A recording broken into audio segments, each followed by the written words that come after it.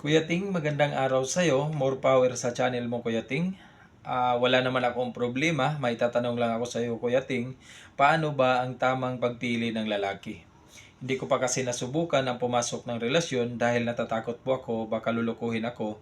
Broken family kasi ako, Kuya Ting. Hiwalay mga magulang ko. Kaya gusto ko sanang lalaki na mabait at may pangarap sa buhay. Para kahit papano, kung maabot namin ang aming mga pangarap, makakaginhawa man lang kahit konti. At salamat, Kuya Ting. Bagong followers niyo po ako. Okay, hello ma'am, magandang araw din po sa iyo. Dito sa klaseng lalaki na hanap niyo po ma'am, maganda po ito dahil ang pagpili ng partner mo sa buhay ay may connection talaga yan sa pag-asinso mo sa buhay. Kaya tama lang na mag-iingat ka sa pipiliin mo. Hindi lang yan sa usaping feel mo siya, type mo siya, or in love ka sa kanya, yan na kaagad. Dahil minsan, feeling mo lang yan eh.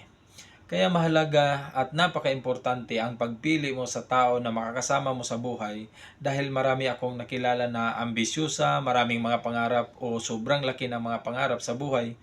Pero nakapangasawa ng lalaking walang pangarap. Idi yung mga pangarap niya noong dalaga pa siya, hindi na niya napursyo. Hindi na niya naipaglaban kasi yung nagiging partner niya o ang napangasawa niya galit kung mag-business siya. Imbis na gusto pa sana niyang kumita ng mas malaki, ayaw na ng partner niya. Bakit kailangan pa? Kasya lang naman daw yung kinikita nila. Kaya sa madaling sabi, lahat ng pangarap niya ay nawala na.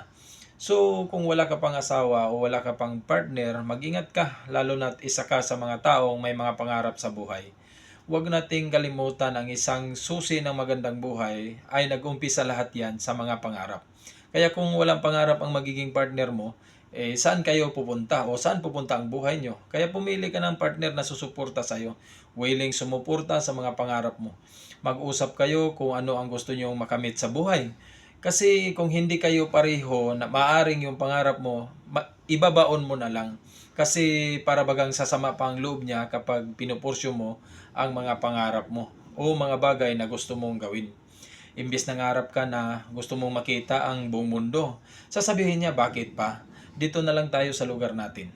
Imbis na gusto mong magtayo ng negosyo, sabihin niya bakit ba kasi kailangan magtayo ng negosyo? Baka malugi ka lang diyan. May makakain naman tayo, may trabaho naman tayo. Oo, sa ngayon maring pwede pa itong sabihin na may makakain kayo, meron pa kayong trabaho, may sinasahod pa kayo. Pero paano na pag dumating ang araw na hindi na pwedeng magtrabaho, di ba? Kaya ang mangyayari, magmukha ka pang masama kapag nangarap ka. Kaya sagot ko sa iyo, ingatan mo kung sino ang pipiliin mong partner. Dapat lalaking tulad mo rin, taong puno sa pangarap, dahil kapag nahanap mo ang taong ito, malaki ang chance nyo na matupad ang hinahangad nyo sa buhay. Okay? Maraming salamat po at mag-ingat po kayo palagi.